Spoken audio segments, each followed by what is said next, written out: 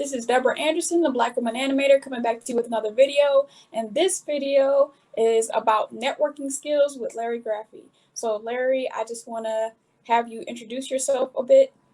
Thanks for having me on, Deborah. This is awesome. Again, my name's Larry Griffie. I am just a guy from Cleveland. I grew up in East Cleveland, Ohio, inner city. Um, Mom raised me. She did a great job. She sacrificed a lot. She made sure I got exposed to a lot of just different interesting things, concepts, people. Um, Put me on the telephone early, 8, 9 years old, talking to customer service to try to improve communication skills. So just a lot of really cool things and push for a great education in that system. So I grew up there, graduated, went away to college right after high school, and then came right back home to work because I wasn't so focused. And then I started a long journey to where I am now. Started um, working in manufacturing, doing my best, but still going to school at night. And after the after a bunch of years in the '08 crash, I found myself unemployed and in the job market. And that's when I entered occupational safety and health as a technician 10 years ago, a little over 10 years ago. And that's where my networking, the importance of networking became important to me. I didn't know at first. I was just a technician working on the road 100%. I started in Canton, Mississippi at the Nissan plant, just doing tech work, just traveling around different countries, overseeing mostly construction sites. So prior to that, I had what I'll call a job, right? I grew up in the inner city, a good job, you know, drive the bus was probably one of the best jobs in the city, or work for the post office. But I had a manufacturing job which focuses on, I just have this job, and if I need to change jobs, I go to another company, maybe do something completely different. And Mhm. so, I don't really climb the ladder so much. I just kind of do my task and go to another place. But now, when I entered this field, I had a career totally Right. different. Um, and so I'll say that I didn't know I was entering a career because I was a job person. Mhm. But a career is really a journey, and it's really um, in the job place, in where I was in jobs. I kind of felt like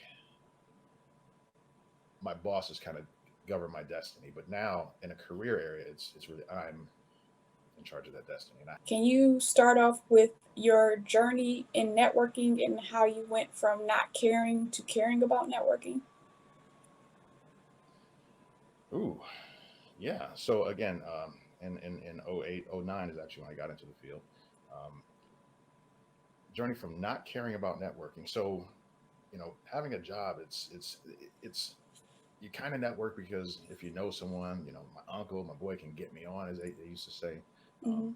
but really, I thought that I could just do my job and keep my head down. Just do your job.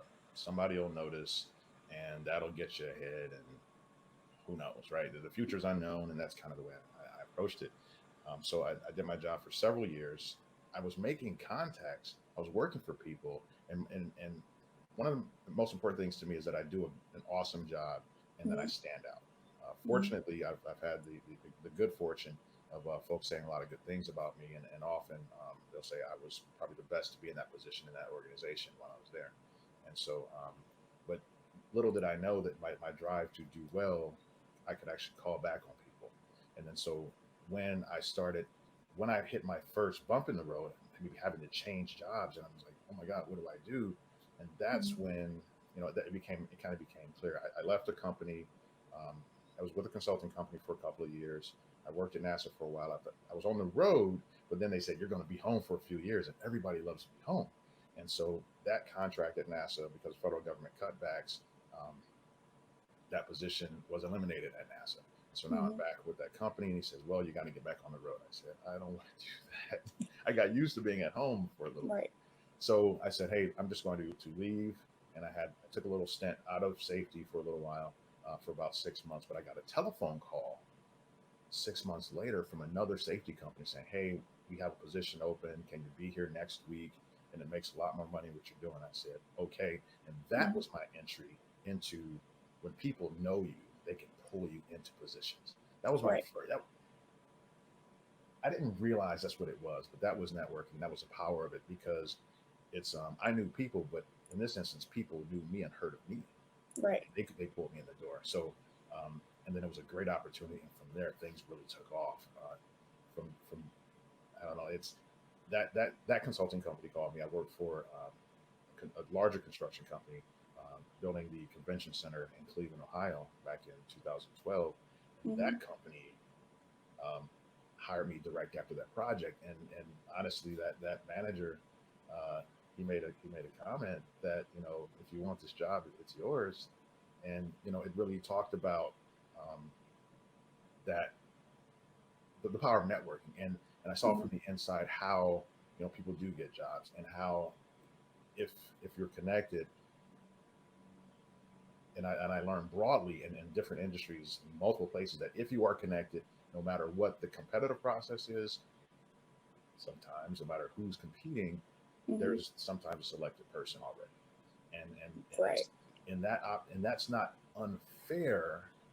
I don't see that as unfair, because I think the game is being connected, and if you're not connected, then you're not really playing the game.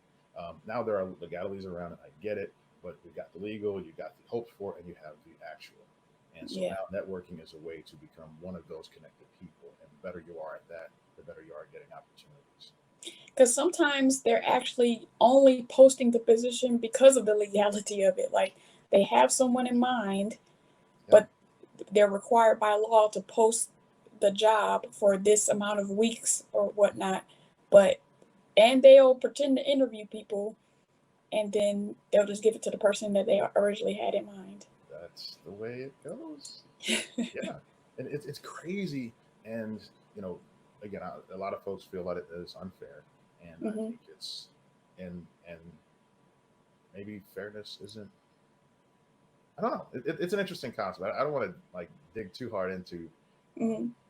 that necessarily, but if you want to, we can go.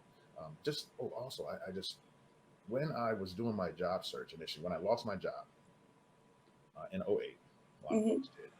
Um, I was searching for an opportunity on the internet. I was clicking Mm-hmm. away, click. I became a click fanatic. Every day, multiple jobs, click, click, click, click, click, and I told myself I didn't know networking, but I told myself if I see a phone number and I can get someone on the phone, I'm usually really good on the phone with people. Mm-hmm. And so I saw a phone number. I said, yes. So I called the lady, and another networking. Holy crap, this is crazy. So back up one step. This is all connected. So when I Mm-hmm. was unemployed, Cuyahoga County had a program called USIP ASAP, the name of it, Mm-hmm. and it was a program designed to help unemployed folks get into construction. Just take them, put them through an 8-week training program, expose them to the unions. The unions had agreements with the company or the organization. We'll take people that come through your program. In the process, I met a guy named Eric Peterson. He was the local OSHA enforcement officer, one of them. I didn't know Mm-hmm. what OSHA was, but I met him. He came and talked to us about accidents and injuries and being safe. I said, "You look like a cool guy." We kind of connected, became buddies. I went to his Air Force base because he was in the Air Force at the time, Mm-hmm. and we just connected. I said, "Cool guy, thanks. Decent guy." Later, I saw a phone number, and I called the lady, and she's my mentor now. I love her to death. I said, Mm-hmm. "Hey, my name's Larry. I'm looking for a job, and honestly, I just want to do what my buddy does." I had no idea what I was saying. She's like, "Who's your buddy?" I said, Eric Peterson." She's like, "You know Eric?" I'm like, "Yeah." She said, "If you can get Eric to make a phone call for you, you'll get the job." I said, "What?" That was crazy to me, And so I said, "Eric, some lady knows you. Please call." And I got the job making $9 and some change an hour, the best you could do at the time, and that's how I got started. Just Eric making that connection, and Mm-hmm. wow, yeah, Yeah. that's good. So um we essentially found out we're the same person. We're both Virgos and Yes. whatnot. And so I feel like for my personal journey, I spent 8 years approximately thinking my hard work will do something for me. All I gotta do is work hard. Mind you, this is in New Orleans, and if anybody knows about New Orleans, like in America, it's who you know, but in New Orleans, it's like times 1,000. Is it? Oh So yeah. it was essentially dumb to do it for that long. But for all those people who think that your hard work, like you have to, in most cases, you have to know how to I don't know, most. In some cases, you have to know how to do the job. At least in the animation industry, you have to know how to do the job, Mhm. but being connected to people is going to get you there quicker. Yeah, yeah, yeah. Because we also are in places where we're working with people who have the job, and we're like, "How did you get here?" Yeah. I remember seeing that, and I remember working in manufacturing, and we get a new person who's kind of a supervisor or something, and they come in and they start asking a bunch of questions like they don't know what they're doing, and we're like, "How did you get this job? Like, are you serious?" But then they Right. make more money, and so I just would just ask, I'm like, "How in the world? How does that work?" And so now I kind of get it because Hmm. getting the job to me does isn't really about how good you are at the job because in the Hmm. interview you have no idea, but it's really about winning the interview, and Hmm. that took some time to even figure out. You know, yeah, it's tough. So, can you kind of talk about your concepts of like be prepared to be fired and the local culture matters? Boy, okay, so let's see. Being prepared to be fired. So in New Orleans, uh, funny, I worked in New Orleans and on a project for that company that ultimately hired me from the other company.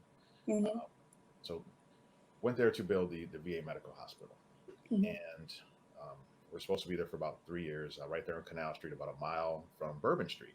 Hmm. Cool area, a lot of theft. Cars got broken into every day, but Hmm. it's a cool area for the coolness. Um, Hmm. so about 4 to 5 months into the project, they walk in. So the project manager walks in and say, "Hey, Larry, sorry, we don't need your services anymore." The project was we installed the windows in the buildings, and there was supposed to be 7 buildings. The first building was up. We put all the windows in. They had some slowdowns, and the second building was still on the ground. Kind of hard to put windows on a building that's not up. So Right. it slowed down. They got rid of a bunch of people, including me. Hmm. That I stood up and said, I started packing my computer and I said, okay, and got out of there. And the project manager made a comment. He said, "You're kind of calm." And it's like, well, that's kind of life. And I'm not going to necessarily react because it won't help Hmm. me to like walk out the door and continue the rest of my life apparently. Right. So I went there, and that night I recorded a video, posted it to YouTube, and it's called "Are You Ready to Be Fired?" Hmm. And somewhere, yeah, because this was a job that I got because I had worked for the consulting company. This guy hired me and said, "Look, if you want the job, it's yours." And so I touched networking in a couple ways. I wasn't expert at it, but on the video, I realized I was ready. I said, a couple of things. Do you have a resume? Because Hmm. I try to live each day at work ready for the next opportunity. Because if I do get fired, if I do get downsized, or if I do get whatever it is, when I'm out of the job market, I need the fastest way back into it. Unless you're Right. just financially independent, that's some folks, but not most folks. So, Hmm. do you have a resume? Do Are you connected? Do you network? Do you know people? Do people know you? Or and one thing, and I was in New Orleans. I lived in Cleveland at the time, so I was traveling.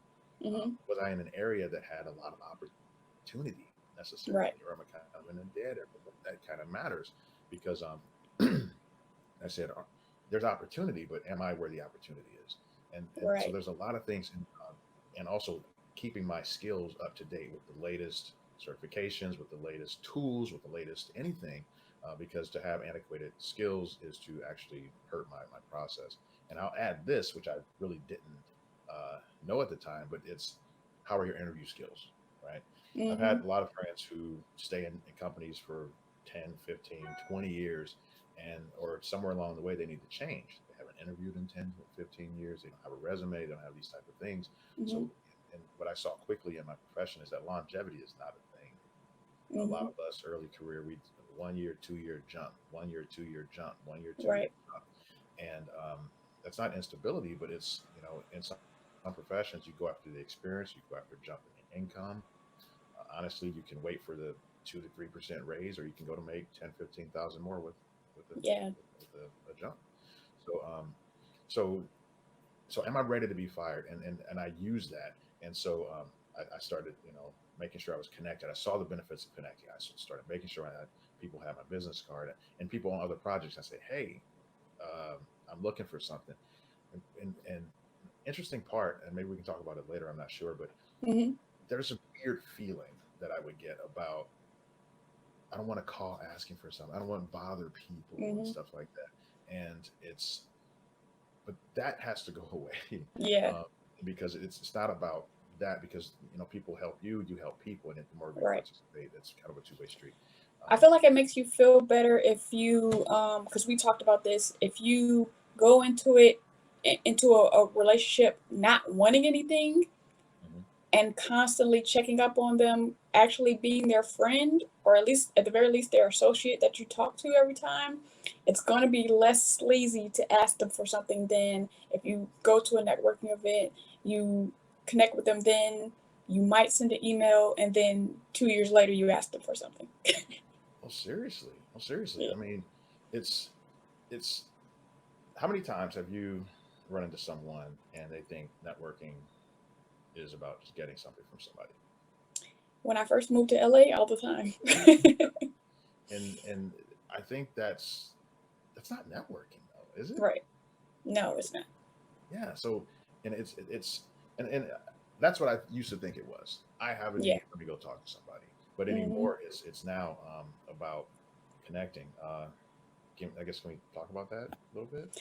Well, real quick, I do want to mention, because you were saying earlier about when you're at a job, um, do you have a resume? Are you connecting with people? So in the animation industry, for you guys watching, that's, do you have your demo reel? Do you have your portfolio?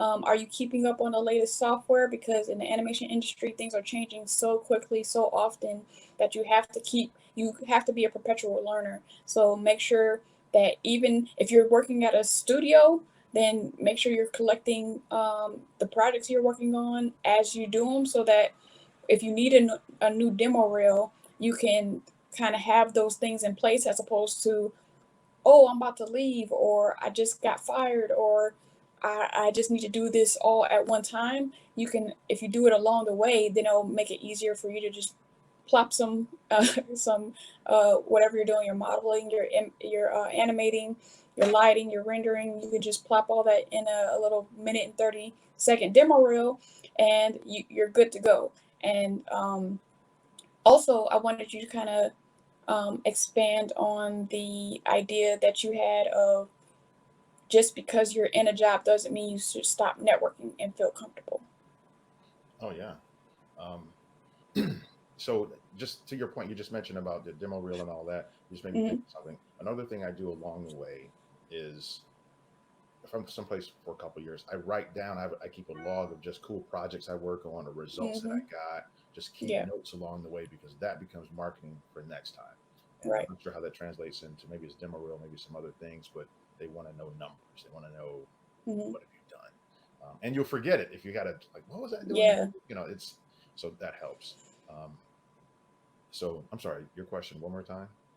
So not getting comfortable, if you do have a job, you have to Yes. still perpetually network. Yeah. So I moved around a lot, and I was living in Ohio for a while, still traveling 100%. But I heard about networking, I heard about Hmm. there's a society, for safety professionals nationwide, and there's local chapters. I heard that there's networking there. I heard they had events, and I heard that they give away jobs. They pretty much Hmm. give away jobs in these meetings. I'm like, what are you talking? That makes no sense. Nobody gives away jobs. Like, what?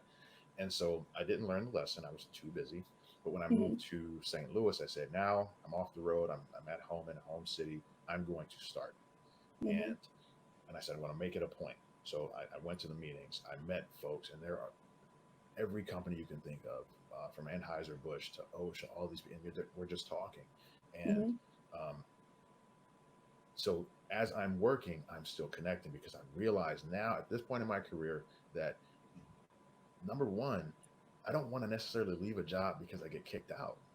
I might Right. want something cooler and better, Hmm. or work for a different, or I might want to work for Disney or something. I don't Hmm. know, Right. but Disney's not necessarily going to come looking for me. I Hmm. need to go looking for them, and I need to find a way to get there. So I started going to Right. the meetings and all that. And actually, another cool story. Living in St. Louis, I decided at this point, done moving, I want to find one cool place, and that's how I got to the Bay Area. I said I want to Hmm. be in a cool place with weather, and cool things to do and food. and but I came here on a contract with a consulting company. I got here and I said, I'm going to immediately start connecting. My first week, I Mm-hmm. found a coach because I wanted a coach. He's a Harvard MBA, life coach, and all these things, an executive with companies and all these types of things. I wanted to learn the culture. I wanted to, like, what Mm-hmm. do I need to work on? Tell me about me. And I started going immediately to these networking events. And it's interesting, and I'm glad I did because when I got here, um, I showed up on a Saturday morning to start working Mm-hmm. on a Monday with a consulting company. Big project. This was supposed to go for a while. Monday, they said that the project got delayed. Tuesday, the project is no longer happening. So I'm in California with no job. Um, Wow. I reached out to some folks that I know. I'm trying to figure it out. And, but, to no avail. I don't really know anybody yet. But that company found me another job 2 weeks later, here still. And that was supposed to go for 2 years. Ended up going Mm-hmm. 10 weeks. But in those 10 weeks, I went to networking events. I went to Yeah. Clorox specifically. At Clorox Corporation, they had just a safety person, safety professionals event. And I met a guy, just one guy. I looked around at a table and I said, cool guy, let me just go talk to him. Mm-hmm. That one event and that one guy, because 10 weeks later, that company lost the contract again. So I'm out of work, no opportunities. And I started going to these events. I called everybody I knew, everybody in that organization. I said, I Mm-hmm. need help. And that one guy of everybody just sitting at that table is what Mm-hmm. got me the job that could actually help me to stay in the Bay long term. And now I live here permanently. And so just the power of just a conversation, the power of just connecting. Right. You have to do it. At least in my opinion, it's a must. Yeah, because when I first moved to LA, at least before the pandemic hit, I got a good month of going to networking events, and I noticed, um, a lot of the people, well, in the animation industry, a lot of the people that you would like to meet probably aren't coming to these networking events. So I'm meeting a lot of students, and I'm meeting a lot of people trying to break into the industry. Mm-hmm. And something that I noticed was that you would try to sit down, have a good conversation with people, and then at the end of your conversation, they're giving you their information like, oh, if you need a writer for your project, hit me up, or if you need this for your project, hit me up. And it's like they want to be something for your project, but they don't want to be something kind of in your life. They don't want to connect with you as a person. They just want to connect with you as a resource. So what would you tell those folks? I mean, what's a better approach in your opinion? So I definitely think that the better approach is connecting with people on a human level, um, uh, not just necessarily going into the relationship thinking you're going to get something from somebody, and then going into the relationship hoping to give something to somebody. But if you don't have anything to give, just building a relationship, building a rapport with people so that you can have this long-standing relationship that you possibly can benefit from at some point in time. I remember when I was living in South Korea working for Digital Emation, I would say that it feels better to be an international token than a black international token in a foreign country than a black token in America, because since I was one of the first foreigners to work directly for the company, they would kind of show me off when companies would come to visit. And so there was I think it was like Sony came to visit because we were competing for the project, one of the Spider-Man TV series. And so I met a guy, and that was 10 years ago. And I just connected with him on LinkedIn, connected with him through the email, and periodically checked on him throughout the last 10 years. And that's a resource that I could have. He works for a prominent animation company. So if I needed his help, I could get it. And something that's interesting, even though periodically checking on him for just every 6 months, every year or something like that, he had actually got sick, and I was one of the people he reached out to on LinkedIn to be like, oh, I had a illness, I wanted to let the important people know. And I'm like, I'm important? Because you think you're like, because people don't do that sometimes. So you do end up being an important person because you take the time to check on somebody and not ask for anything, but just to see how you're doing. And so when you're building up all that kind of, it's like a jar full of marbles, and you're kind of putting these marbles in over a period of time, and then that person can eventually trust you, and they know that every time you hit them up, you're not looking for something. Mm-hmm. it's interesting. When is the best time from an emotional standpoint to connect with somebody? When you have a stinking job and not desperate looking for something. So Mm-hmm. spend your time working, connecting. Because So by the you time, don't feel that tug to be like using them because you already have a job, but when you're unemployed, you're like, but I need something, so I could get what you're saying. yeah, just as you were talking, I'm like, that makes a lot of sense. And it's, Mm-hmm. you got time and you can just relax and say, hey, how's it going? Let me Mm-hmm. buy you a soda or something. All right, catch you later. Mm-hmm. When you're unemployed, time is running. You don't have, We're both from the it's so, Midwest. You can feel free to say pop on this YouTube channel. you know what? I'm losing my pop and I don't like that. You're from Michigan, right? Yeah. Yeah, so pop is the way it goes. And I've never said soda, Feel so I free to be lose trademark. comfortable on this channel. I'm You don't trying have to to code remember my switch. roots. I'm losing my roots. But yeah, I mean, yeah, exactly. Thank you for bringing me back to center. Yeah, that's cool. Gotta But look yeah, out so for each other. exactly. So, but like your viewers, maybe this is the time to reach out to somebody. A buddy of mine, Mm-hmm. he is a genius networker. Mm-hmm. He said he works at FedEx, and he said he wants to go from packing to VP in 7 years. I think he said Mm-hmm. 5 years. He's already his operations manager. Right. And but he networks. And I called him last year. I'm like, dude, how do you like what do you do? And Mm-hmm. but he says one of the most important things he does, he says he picks certain people who can maybe help him in his life, Mm-hmm. help him to get certain places, right? And he says every couple of weeks I just reach out, see how they're doing, or I listen to Mm-hmm. them, see what they're working on. If I hear something, um, I bring it to them. I say, hey, here's something that might be interesting to them, and they're like, oh yeah, that's pretty cool, thanks. Or one of the other things he says is if you know somebody has a problem, stay close enough to them, and if they have a problem, you help them solve a problem. They Mm-hmm. appreciate that. They will remember that. Right. And so while you are stable in your own job and place and you're just going on making money, listen and work and make these habits of, according to my buddy, make these habits of just how you do your thing. So now when it's time to make transitions, hey, I'm looking at an opportunity. Oh, yeah, you are? Let me Mm-hmm. call such and such. And you can work the magic. But if you don't create that type of network for yourself, while you don't need it, Mm-hmm. um, you might be looking at a couple of challenges, I think. But yeah. Yeah, and then earlier you were talking about when you first moved to the Bay and kind of trying to learn the culture, and that's something that I was trying to do when I moved to LA because the way I live my life is that I try to understand the norm so Mhm. that I don't get aggravated by it, unless it's harmful to you. Then like if the norm of a person is to kind of be bad, then you can do away with that. But if people like say if I meet someone who's very loud, I don't all the time like as they talk, I don't get offended if they're yelling at me because that's just their normal voice. Mhm. So also for a city, um, I was asking people about the culture of Los Angeles, mostly because people kept telling me I was gonna have culture shock, and I was just like, I've lived in a lot of places and on the other side of the world, so what could LA provide that is a culture shock? But people kind of mentioned the flakiness of people, and you might schedule a meeting and then the person flakes on you. And I really feel like New Orleans prepared me for Los Angeles. So when I was living in Korea, I had a friend, and we would always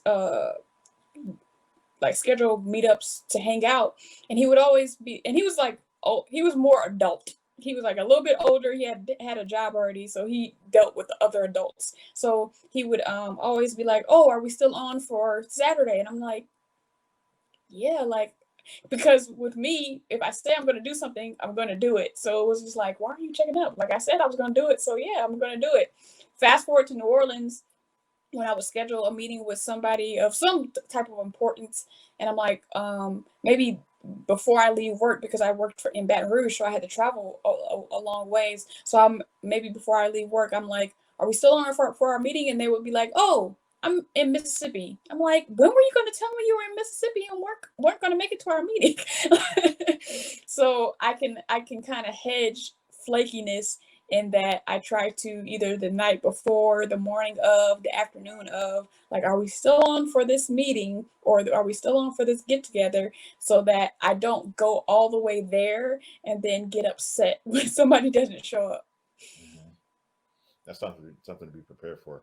And when I moved here, people are saying like culture shock. People use that word for I guess for transplants, right? And Yeah.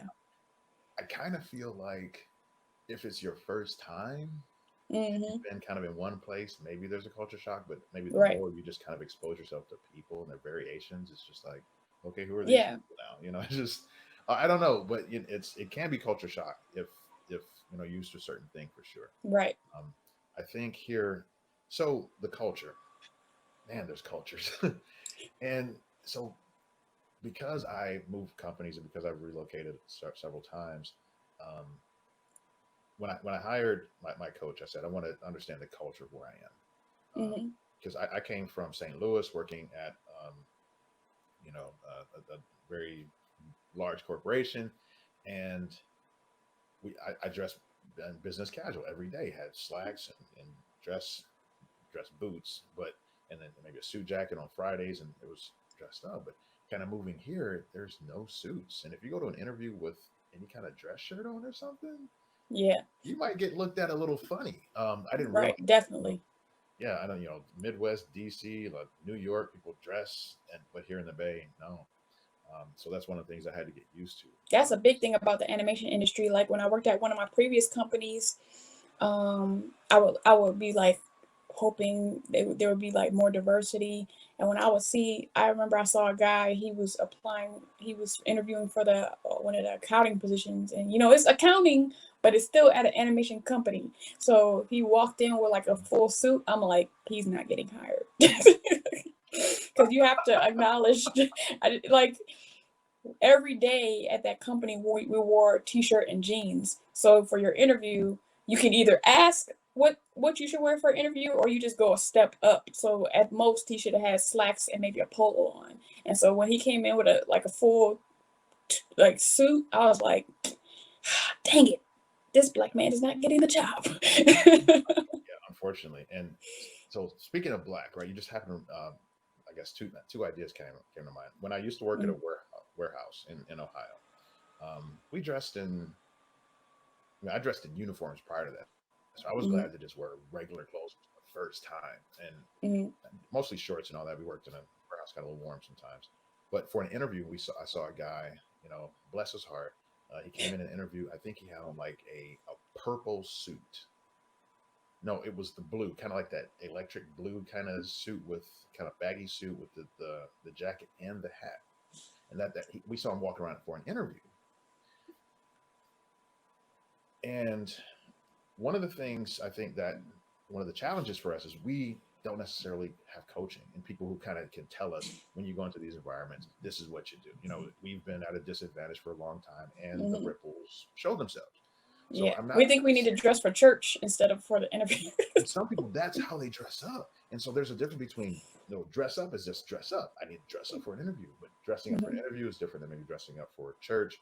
Hmm. And so just understanding those differences. And so I guess the point is maybe he not that we dress up at all, but whether he shows up in a party suit looking like Hmm. because that's how some people might see it, Hmm. a cabaret, Hmm. or whether I come to in the Bay Area interview dressed up with the suit and it's a casual culture, I can do a cultural foul, and they might look at me and say, you know what, this guy doesn't get it, just Right. based on that.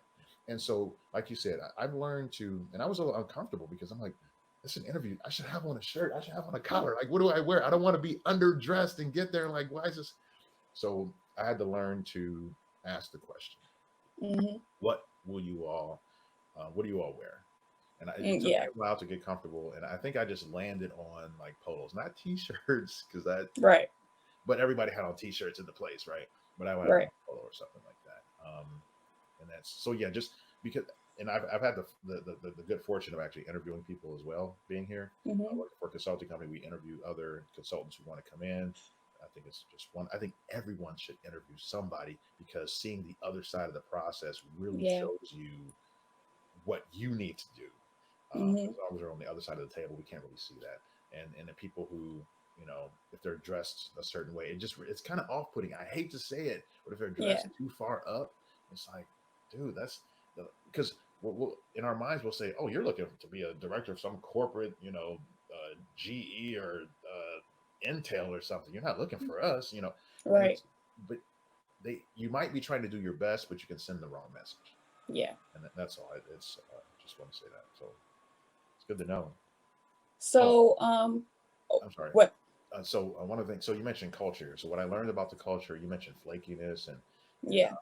I started dating when I got here, just swiping whichever ways you swipe, and some folks mentioned the flakiness, and I Yeah. actually called one of the ladies back. She's like, "I'm not used to people calling me back. They're so flaky." I'm like, "Who doesn't? What? Don't call back? Like, who doesn't do that?" So Yeah. fortunately, I haven't seen the flakiness, but one thing that I have seen is it looks like people don't care. Like when you're Mm-hmm. trying to connect with people and you try to reach out and they don't necessarily call back right away, or even when Mm-hmm. then who knows. But my coach was telling me when I got here, he said people are just busy.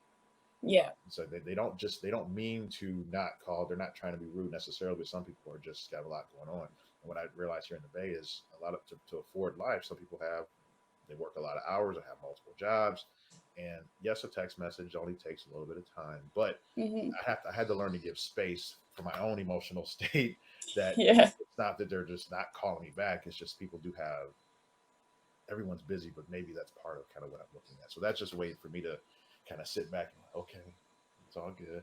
I'll hear from them eventually, or maybe not, but just give a little space for that.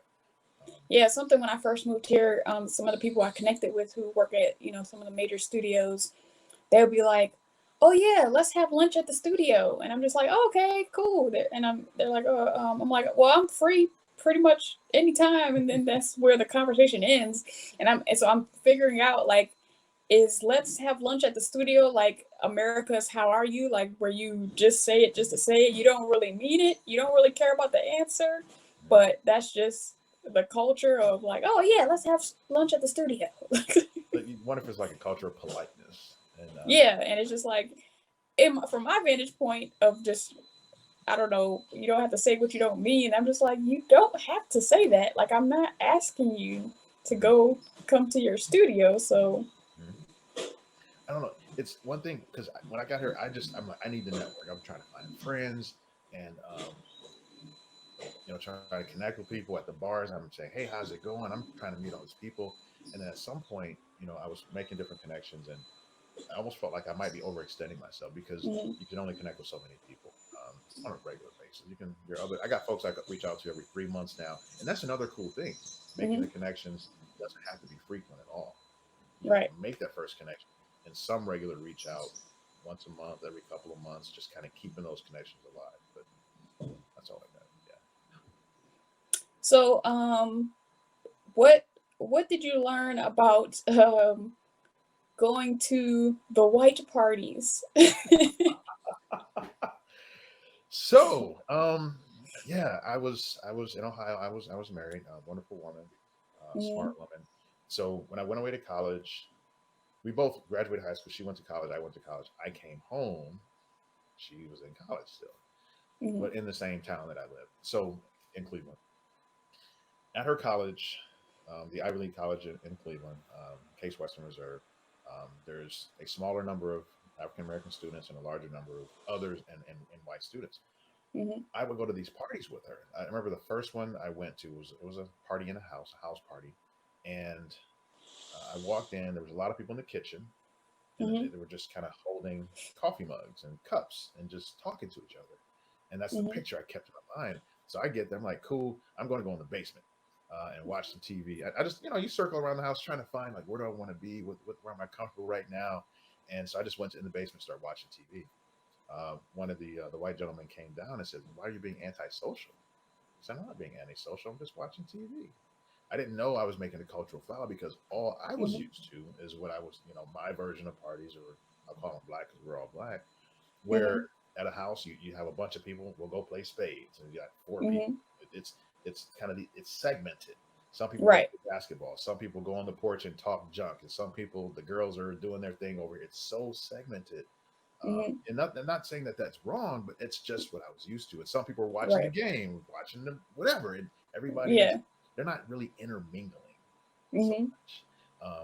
And they call the old people are in the kitchen, whatever they're doing, yeah, whatever, right? So, Yeah. and that's I was used to that, and that's what I took to the party. I didn't Right. know that I had just entered into the future of being professional, right? Right. Where it just and so everyone's holding a cup, right? I got Mhm.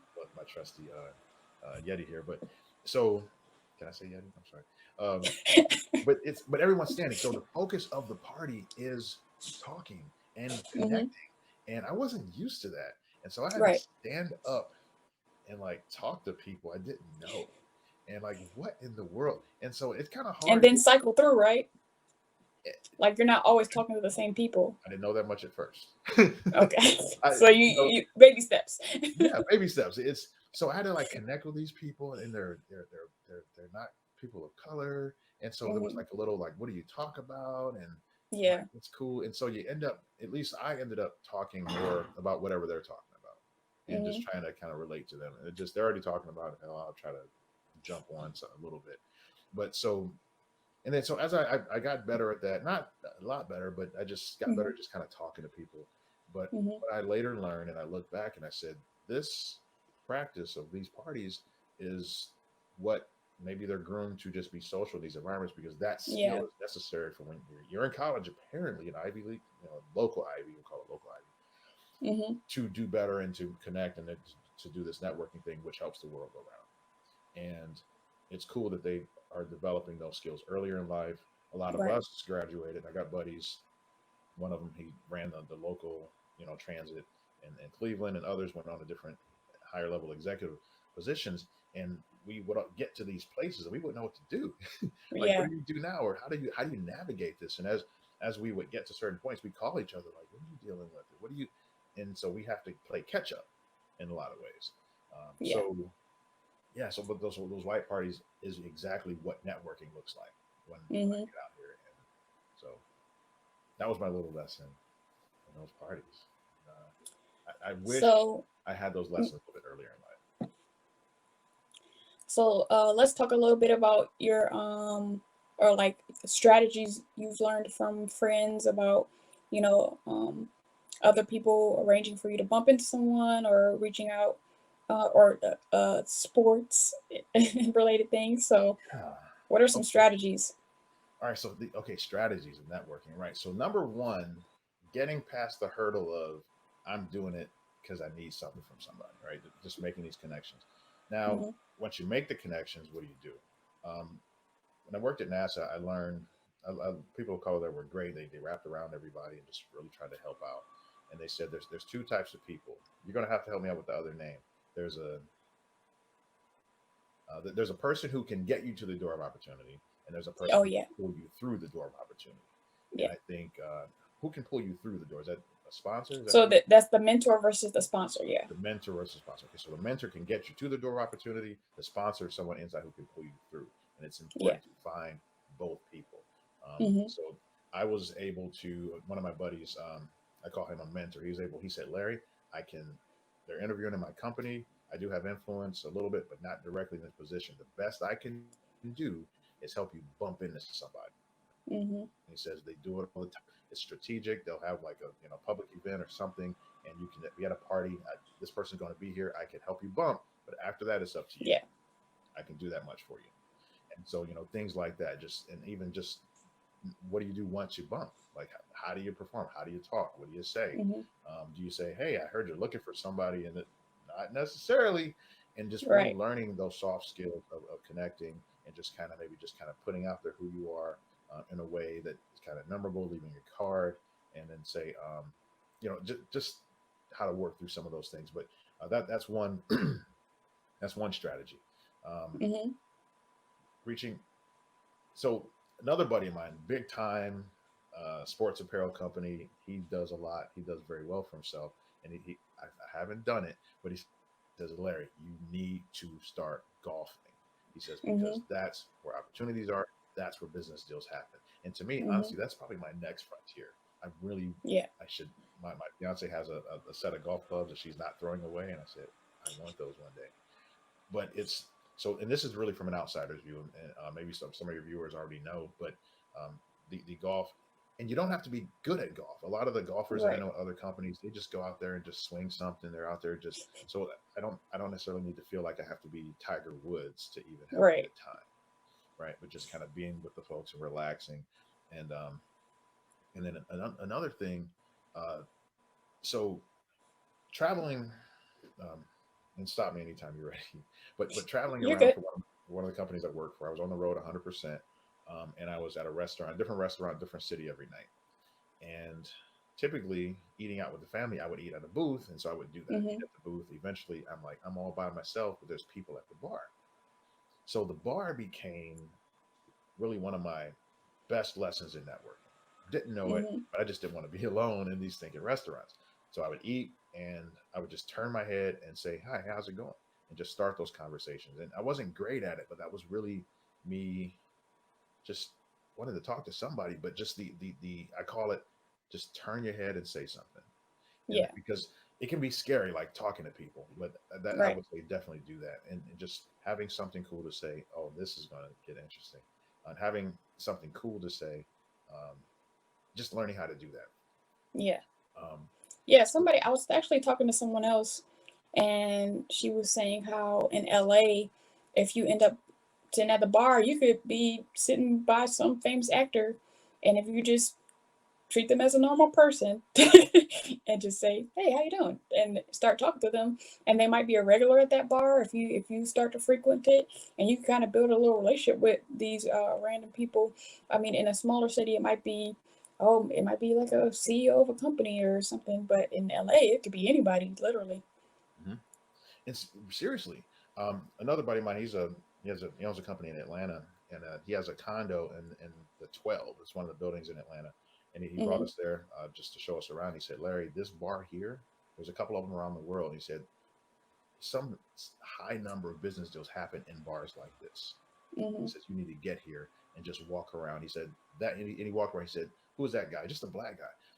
With dreads. He said, "Who do you think that guy is?" I'm like, "I don't know." He's like the number one. He's like the number three pediatrician in the country for or something with pediatrics and surgery. I'm like, oh, but just getting to places where you can yourself bump into people.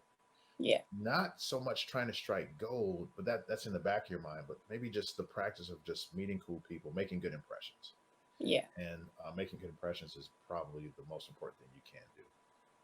So I'm glad you brought that up about Hmm. just getting to these places and meeting people. And one of the things I found is I didn't know it at the time, but I kept bumping into people who had a lot of money, right? And so Hmm. and they're just regular ordinary people. There's not this Right. big wall of something up. They just want to know, are you cool? Can you talk? Are you easy to talk? And let me buy you a drink. And they love buying drinks. And so I learned to do that, learn to connect, and learn to see that I am good enough to talk to Hmm. some of these people that I thought were above me in some ways. And that's Yeah. I feel like, yeah. sorry, go ahead. No. Go ahead. I feel like in my industry, so I just consume so much content that I don't really have time to kind of narrow in on certain people or things. Mhm. And so when you like watch some of these interviews with artists, they're like, "Oh, who's your favorite this? Who's your favorite this?" And it's like, I don't really know because I'm just interested in so many various topics that I I'm a jack of all trades as far as my interests go.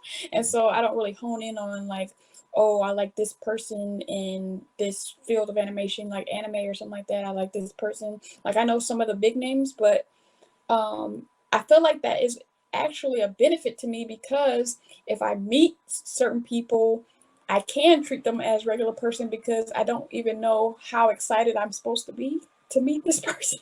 Mhm.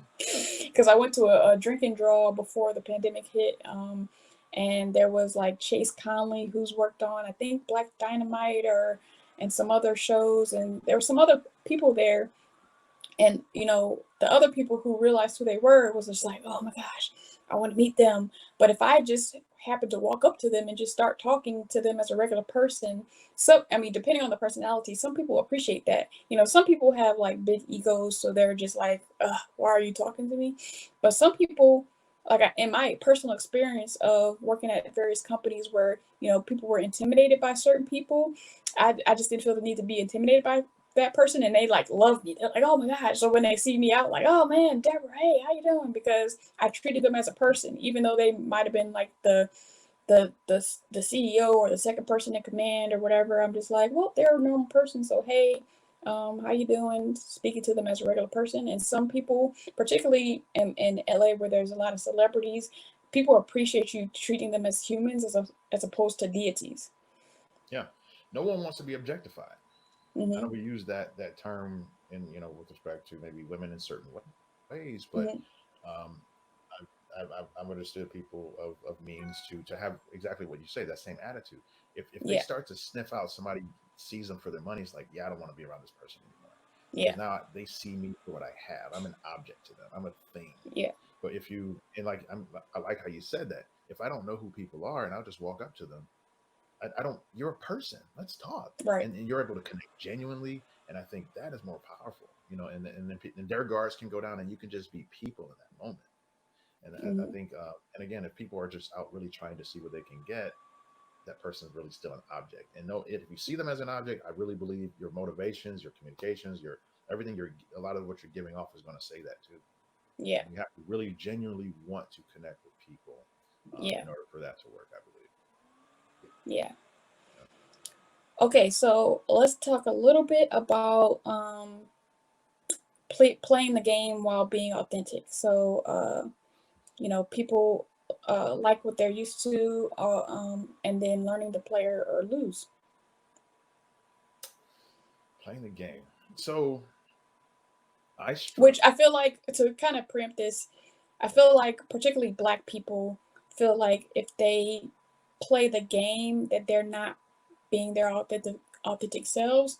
And particularly in recent years, there's been a sort of movement of not necessarily code switching, but I feel like people should know. I feel like you can not code switch but still be professional, because some code switching is to an extreme. So I just want to kind of talk about, you can play the game but not feel sleazy or not feel like you're not being Black or not being yourself. Yeah. So I think that interacting with a majority, right? Hmm. In this country, it's white people. They're Yeah. our majority. Other countries, it's different. But Hmm. when you are interacting with a majority, I think that most human beings are just Hmm. used to what they're used to, and they just like what's like them. Yeah. I think that what a lot of friends and family, they get frustrated with interacting with white people because they feel this rub, they feel this tension, they feel this kind of dissonance or something when they interact, and they call it racism, they call it discrimination, they call it they don't like me Hmm. because I'm Black. But that very well may be the case. But I Hmm. also think that there's other things that can be in the way as well, and just knowing how to relate to people uh, goes a long way. It just we all know when the white person comes to our school or tries to, how's it going, bro? You're like, and you laugh, right? Because you know what it looks like coming at Yeah. you, but you don't necessarily know what it looks like going in the other direction, right? Yeah. And so now, and then we appreciate the white comedians who act Black. Oh my God, they're the greatest in the. We like what's Hmm. like us, and it Hmm. doesn't make us bad. But if we don't, especially if, for majority group, if you don't check that, it can leave people outside, and it Yeah. can leave people feeling disadvantaged or actually disadvantaged, and it can leave people having to do certain things that can even be small scale weird to even dangerous. Like Yeah. even if you look around the world, the majority, the white race, that invention of white race, right, has Hmm. people of color doing a lot of things all over the world. Even in the Yeah. DR, bleaching their skin to get jobs. Yeah. When you're trying to fit in, trying to break into that, you'll do a lot of things. Even just in our country, just women, straightening their hair years ago because the straight white hair is what's trying to break in, right? It's crazy that it's a conversation that, Black women who are natural are like, should I? can I wear braids to an interview? Should I straighten my hair for an interview? And some women are just like, do you? But some women are like, yeah, maybe you should straighten your hair. But the fact that that's even a conversation is like crazy. It is, and it's because I don't know that the majority, some have, but there's more work to do to accept other, you know. Yeah, And there's even in this country, it's very so. Not only are we other, but for a couple of centuries, we've been colored as bad, yeah. as violent, as angry, women as angry, but it's a lot of times it's passionate. Mhm, There's this color that colors the bias, and so mhm. now we have to feel like we do a lot of things. So playing the game while being authentic. Holy crap! Really? I remember.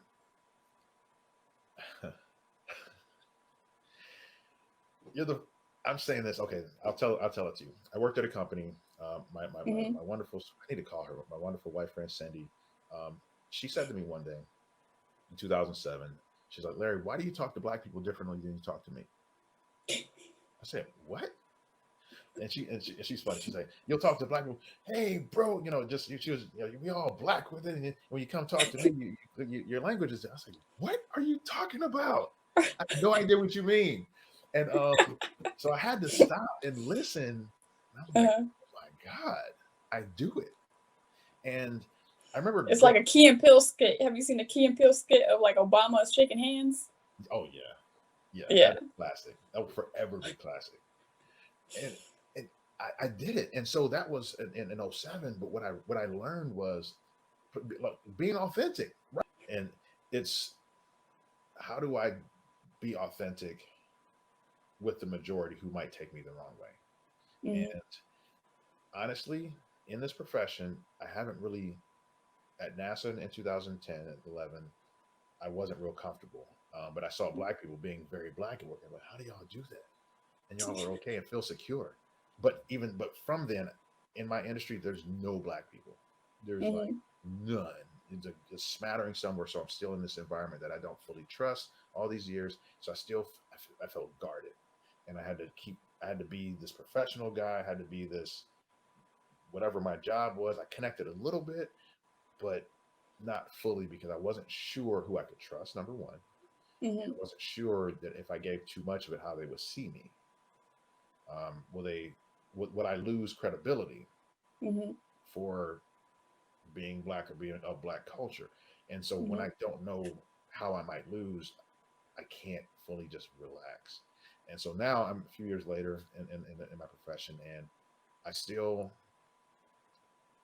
I love to tell jokes. I'm a crazy funny dude. I don't do stuff like that, but when it comes to like black topics, I completely avoid anything cultural. But the cool thing about being in the Bay Area, they are socially aware. There are people who Mhm. get it. There are people who social justice is a real thing, and they've done even like one of the ladies, one of our HR managers and partners in the company. She volunteered in the Oakland schools to really help inner city.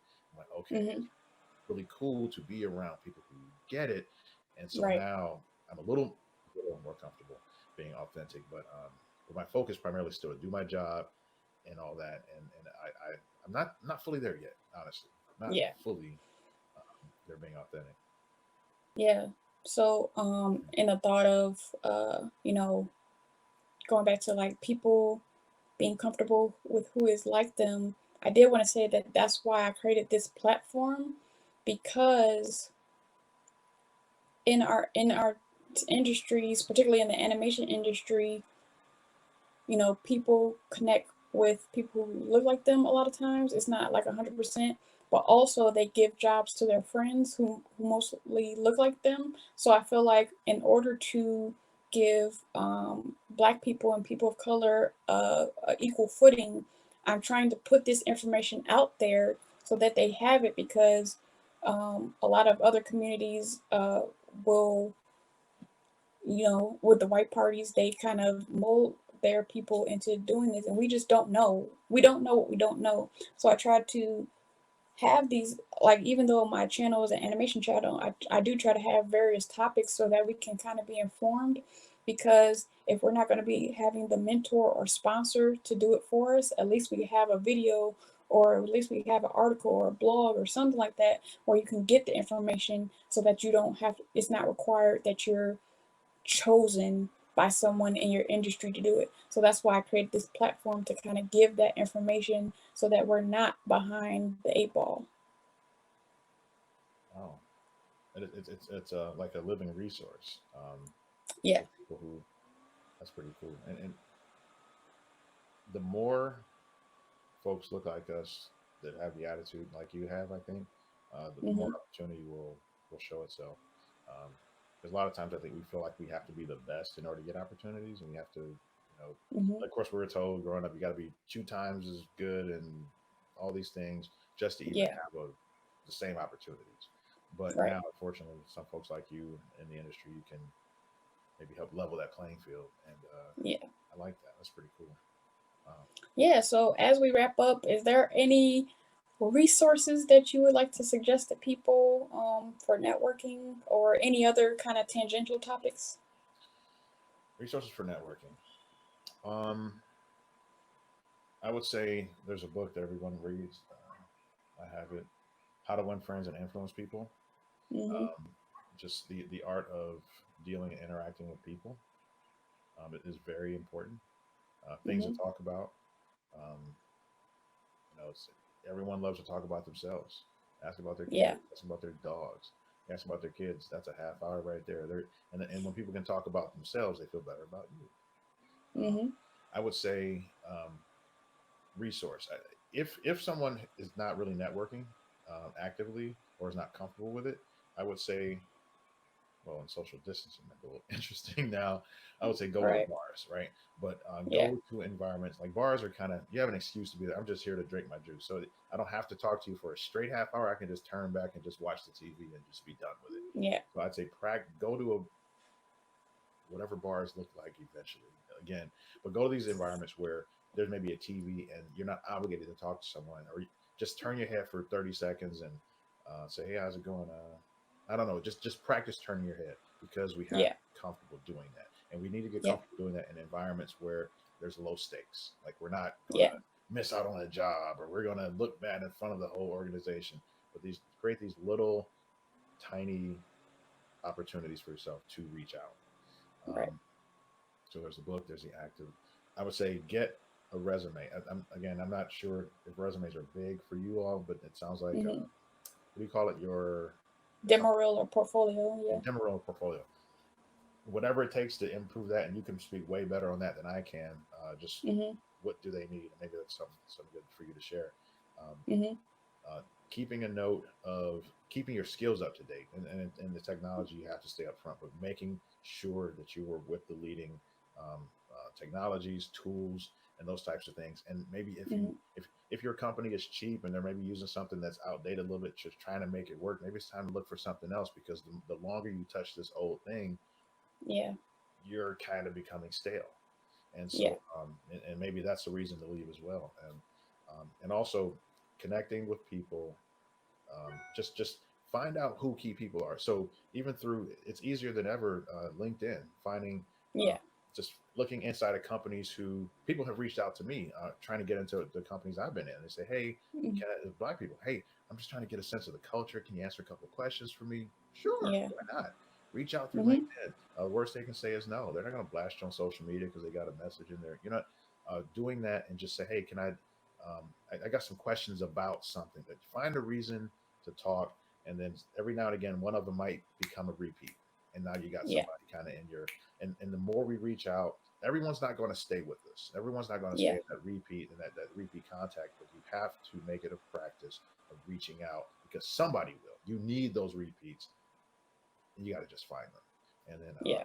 I guess, and just owning that process of, I don't have to network one time in it. This one has to be the one I need. No, it's more of Yeah. a lifestyle, a professional Mhm. lifestyle of just reaching Mhm. out, and it's not overly burdensome. Once a month, maybe, Yeah. and but just it's ongoing, because the person you meet at the bar watching TV or wherever it is, just having that contact, and get their numbers every single, because most folks at the end of their conversation, I met a guy here. It feels awkward. You meet somebody, have a good conversation, and at the end, it's like, do I ask for their number or not?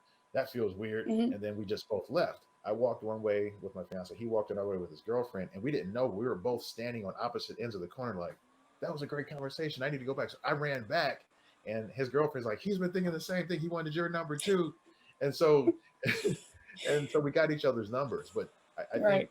the practice of just getting that contact and then maybe following up later with a text or something, and just keeping it, Yeah. just reaching out to those people, because that person might not be your opportunity, but they could know somebody, and or it could just be something fun, because life is about fun too. So that's just a couple things, and also noting, remembering your achievements, because when Yeah. there's a book, maybe I have to send it to you, but there's a book on read up on interviewing, how to win interviews. They're all probably Yeah. awesome, but in interviewing, every question in the interview is the same question: what can you do for me? Hmm. So it could be Yeah. the it's if the question is what do you like to do in your spare time? Nobody gives a crap that you like to repair suitcases and flip them on eBay. Nobody cares. Hmm. So if the accounting manager or the operations manager is asking, what do you like to do in your spare time?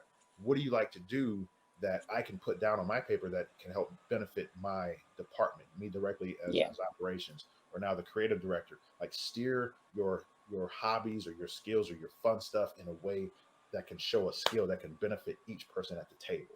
So Yeah. every question is, what can you do for me?